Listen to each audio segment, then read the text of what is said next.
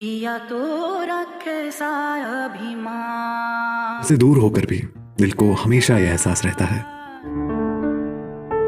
Bhushan jewellers, अनमोल रिश्तों के लिए।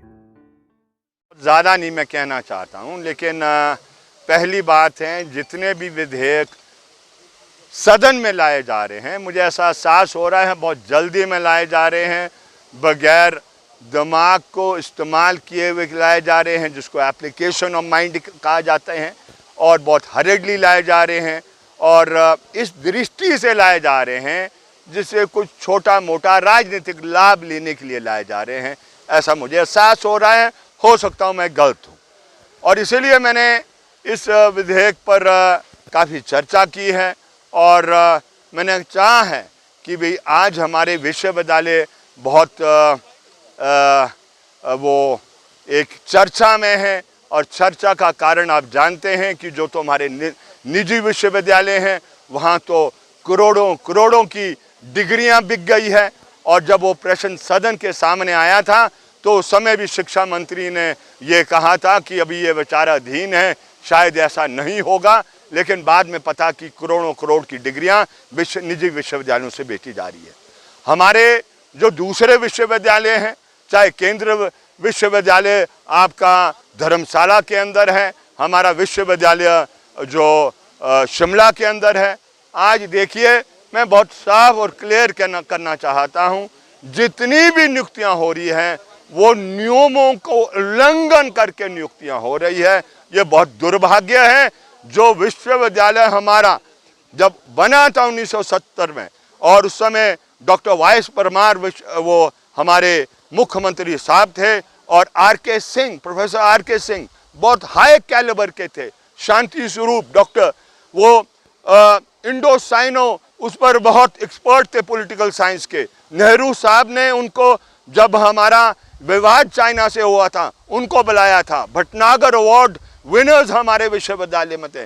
कोई भी सब्जेक्ट आप उठाओ, इतना बढ़िया एकेडमिशियन देश का कहीं हमारे विश्वविद्यालय में अवेलेबल था, और इसलिए हम बहुत आगे भी गए।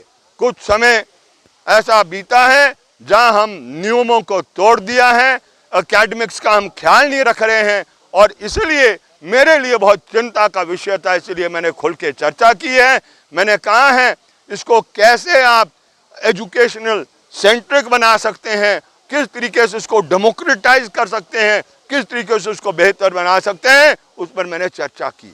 चर्चा करते समय मुझे ऐसा भी लगा कि अब आने वाले समय में जो टीचर्स की भर्ती है वो कॉन्ट्रैक्ट पर करने वाले हैं, और इसलिए मैंने कहा ये कॉन्ट्रैक्ट वाला सिस्टम नहीं चलेगा। एक तरफ से तो आप कह रहे हैं आप कॉन्ट्रैक्ट को खत्म करना चाह रहे हैं, और दूसरी तरफ से आप संकेत दे रहे हैं इसमें कि आने वाले समय में जो आपके अध्यापक होंगे, प्रोफेसर्स होंगे, उनको ठेके पर भी रखा जा सकता है। इसलिए मैंने बांध दिया, कोई भी नियुक्ति होगी वो आप रेगुलर बेसिस में करें, और अगर अमेंडमेंट एक्सेप्ट करेंगे तो आपकी जो मंशा है साफ होगी।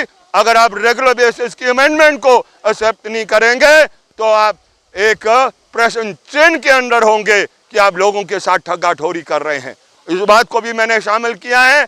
जो पेंशन के प्रावधान है उसमें मैंने कहा है कि आपको वो पेंशन देनी पड़ेगी उस विश्वविद्यालय के अंदर जब आप बनाएंगे जो लास्ट ड्रॉन पे प्लस वो जो 50% ऑफ द लास्ट ड्रॉन पे प्लस जो देने से रिलीव है वो आपको देना पड़ेगा। एक्सेप्ट करेंगे तो अच्छी बात है, तब ये लगेगा जो मंशा इन्होंने जो कमिटी बनाई है उसकी सही दिशा में जाने के लिए। अगर आप इस अमेंडमेंट को एक्सेप्ट नहीं करेंगे तब ऐसा संकेत जाएगा जो कमिटी आपने ओपीएस के लिए वो आपने जो गठित की है ओल्ड पेंशन स्कीम के को बहाल करने के लिए, वो सिर्फ लोगों के आंखों में धूल झोंकने का नजरिए से की है, तो इस प्रकार की है। अंत में वो भी मैंने प्रश्न उठाया, जो तुम कह रहे हैं गलत प्रोसीजर हो सही हो वो मान्य होना चाहिए। मैंने कहा नो, इस देश में कानून चलेगा और कानून के जो तौर तरीके हैं वो चलने चाहिए।